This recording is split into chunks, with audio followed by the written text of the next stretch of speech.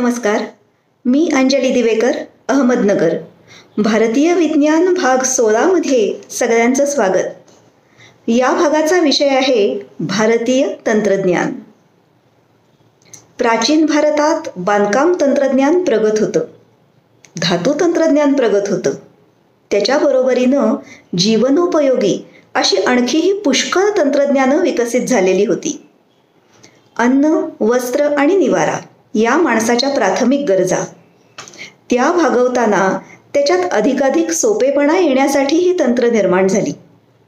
पहिलं शेती तंत्रज्ञान. ह्याच्यात लाकडी नांगर, पेरणीचा नांगर, खुरपणी, मळणी अशा कामांच्यासाठी अवजारं बनवली गेली. पिकाची गरज, जमिनीचा पोत, हवामान ह्याच्यानुसार त्याच्यात बदल करत करत ती सुयोग्य बनवली गेली. सुतारकामाची अवजारं, दगडाच्या घडाईची अवजारं, बांधकामाची अवजारं ही सगळी पूर्ण तांत्रिक दृष्टीतूनच निर्माण झालेली होती. आणि हे तंत्रज्ञान हे भारताचं स्वतःचं इंडिजिनस होतं. या सगळ्याच्या सोबत वस्त्रनिर्मिती हे तंत्रज्ञान सुद्धा भारतात खूप आधीपासून होतं. कापूस आणि रेशीम यांचे धागे बनवणं आणि त्याच्यापासून वस्त्र विणली जाणं याचे उल्लेख वेदकाळात सुद्धा सापडतात. म्हणजे सूत कातण्यासाठी, वस्त्र विणण्यासाठीचं तंत्र त्या काळी सुद्धा होतं. नंतरच्या काळात या कापडाला रंगीत बनवण्यासाठी नैसर्गिक गोष्टींच्या पासून पक्के रंग सर्वात प्रथम भारतात बनवले गेले. मंजिष्ठाच्या खोडापासून लाल रंग, कच्च्या कातापासून तपकिरी, लाल चंदनापासून पिवळा, मेंदीच्या पानापासून सोनेरी असे रंग भारतात बनायचे आणि कापडावर ते पक्के होण्यासाठी तुरटी वापरली जायची. नैसर्गिक साधन संपत्तीनं समृद्ध अशा या देशात बुद्धिसंपदा सुद्धा तितक्याच तोलाची होती. या लोकांनी विज्ञानाच्या आणि तंत्रज्ञानाच्या ज्या ज्या क्षेत्रात प्रवेश केला त्या त्या क्षेत्रात उच्च कामगिरी करून दाखवली. भारतातली पारंपरिक वस्त्रनिर्मिती किती उच्च प्रकारची होती, किती देशातून त्याला मागणी होती, हे जर आपण भारताचा व्यापारी इतिहास पाहिला तर लगेच दिसून येतं. आणि हा व्यापारी इतिहास प्रत्येक भारतीयाला आश्चर्य, आनंद आणि अभिमान वाटावा असाच आहे. यात पहिलं तंत्र येतं ते जहाज बांधणी, नौकानयन याचं. फार पूर्वीपासून आपल्याकडे नदी पार करण्यासाठी होड्या, मच्छीमारीसाठी मचवे आणि समुद्र व्यापारासाठी शिडाची जहाजं वापरली जायची. आंध्रमध्ये नेल्लार, प्राकारम, गोदावरी आणि गुंटूर ही जहाज बांधणीची केंद्र होती. ओरिसा, कर्नाटक, तमिळनाडू या ठिकाणी सुद्धा जहाज बांधणी होत होती. आणि फार पूर्वीपासून भारतीय व्यापारी आपला माल घेऊन समुद्रमार्गानं बऱ्याच देशात जात होते. जुन्या सिंधू संस्कृतीचे लोक मेसोपोटेमियाला व्यापारासाठी जायचे. भारतीय व्यापारी तांब, लाकूड, हस्तिदंत आणि मोती घेऊन आले असा त्या काळचा उल्लेख त्या प्रदेशात मिळालेला आहे. मौर्य काळात जहाजं आणि समुद्रमार्गानं व्यापार ह्याच्यासाठी स्वतंत्र खातं होतं. इसवी सनाच्या पहिल्या आणि दुसऱ्या शतकात भारताचा इजिप्त, पूर्व आफ्रिका आणि भूमध्य सागरी प्रदेश यांच्याशी व्यापार होता. आणि या सगळ्या ठिकाणी भारतीय कापडाला खूप मागणी होती. इटलीमध्ये ऑगस्टसच्या काळात दक्षिण भारतातले व्यापारी रोममधनं भरपूर उत्पन्न मिळवत होते. त्यांची तिथं इतकी ये-जा होती की त्यासाठी तिथं तमिळ दूतावास होता. तमिळनाडूमध्ये चोल, पांड्य, चेर ही राजघराणी व्यापारात अग्रेसर होती आणि त्यांच्या काळात हा समुद्रमार्गे व्यापार खूप वाढलेला होता. भारताच्या सागरी व्यापारात भारतीय कापडाची विक्री सर्वाधिक होती आणि हे अनेक शतकं चालू होतं.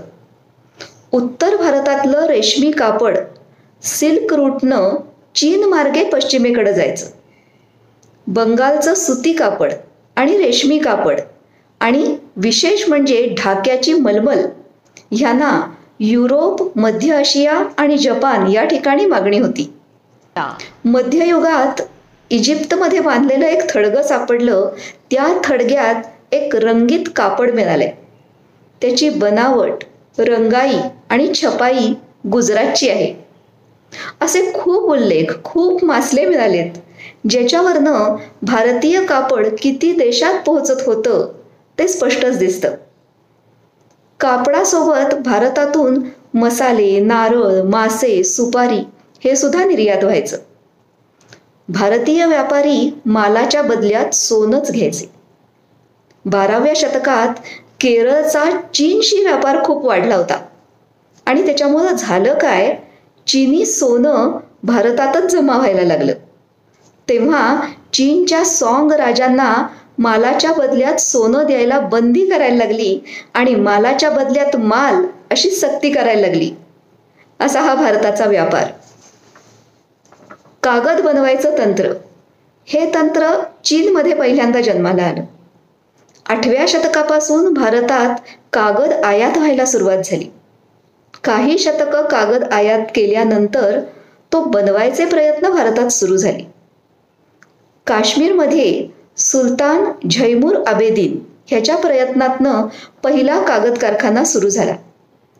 या काश्मीरच्या कागदाला देशभरातून आणि इतर देशातूनही मागणी सुरू झाली. मग बऱ्याच ठिकाणी कागद बनायला लागला. सियालकोट, जाफराबाद, पटना, गया, मुर्शिदाबाद, खंबायत, औरंगाबाद आणि मैसूर या ठिकाणी कागद बनायला लागले. जुन्या कागदाच्या तुकड्यापासून कागद बनायचा, बांबूपासून बनायचा, तसेच जुने कपडे, गोणपाट, जुने तंबू आणि झुडपाची खोडं ह्याच्यापासून पण बनायचा. हे सगळं घेऊन धुवून भिजत घालून हे मिश्रण हातोड्यानं धोपटलं जायचं. मग चुन्याच्या पाण्यात टाकलं जायचं. पाण्यात चाळणीचे साचे असायचे. त्याच्यावरती हे मिश्रण घेऊन शीट बनवले जायचे. ह्याच्यात बाभळीचा डिंक आणि तुरटीही वापरली जात होती. कागद बनवायची कृती ही खूप दिवसांची होती आणि सगळीकडे सारखीच होती.